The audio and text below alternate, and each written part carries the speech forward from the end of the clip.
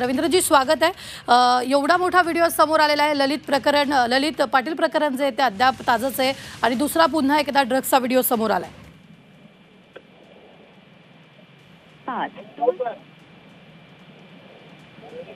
माझा आवाज येतोय रवींद्रजी तुम्हाला? आवाज आला।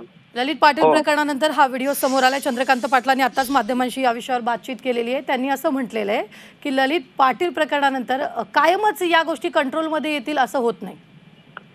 चंद्रकांत पाटील काय बोलतात त्यांच्याकडे तुम्ही दुर्लक्ष करा, कारण चंद्रकांत पाटील हे पुण्याचे पालकमंत्री होते आणि चंद्रकांत पाटील साहेबांना पुण्यात आल्यानंतर कोल्हापूरवरनं एसटीला उतरल्यानंतर चालत चालत येताना चंद्रकांत पाटील मी पाहिलेला कार्यकर्ता आहे। तर चंद्रकांत पाटील काय बोलतात त्याच्याकडे दुर्लक्ष करा।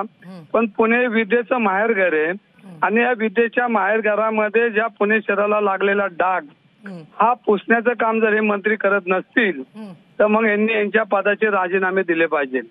महत्वाचा मुद्दा आहे की हा जो व्हिडिओ झाला हा रात्री 3:30 वाजता झालेला आहे आणि रात्री 3:30 वाजता पब किंवा कुठलं हॉटेल किंवा कुठला बार चालतोच कसा, हे सगळे देसाई ज्या खात्याचे मंत्री देसाई शंभूराजे देसाई यांच्या मेहरबानीने चालतात आणि पोलीस अधिकारी याच्यामध्ये प्रचंड प्रमाणामध्ये हप्ता घेतात।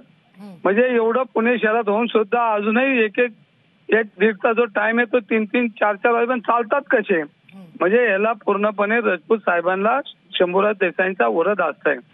हे देसाई नाही ते कसाई आहेत, त्यांना इतक्या दिवस होऊन यांचे डोळे उघडले नाही जात आणि हप्ता खाण्याच्या नादामध्ये पुणे शहराची बर्बादी, पुणे शहराच्या नावाला काळिंबा फासण्याचं काम हे सगळे लोक करतात। काही पोलीस अधिकारी असतील, काही एक्साईजचे अधिकारी असतील आणि हॉटेल मालकाचा कायमस्वरूपी हे हॉटेल बंद केली पाहिजेत असं माझं मत आहे। आज ह्या पुणे शहराला लागलेला डाग पुसणार आहे का नाही? आज उडता पंजाब नंतर पुन्हा उडता व्हायची वेळ आली, हे ओरडतं आम्ही वर्ष झालं तरी पोलिसांना जाग येणार नाहीत का? पैशाच्या नादामध्ये हाकेच्या अंतरावर असणारं आमदारांचं ऑफिस आहे भारतीय जनता पार्टीच्या, तिथं काय करतात ते? या सगळ्या गोष्टी भारतीय जनता पार्टीच्या आशीर्वादाखाली चाललेले आहेत। त्यातनं प्रचंड पैसा जमा करायचा, गुन्हेगारी सांभाळायची।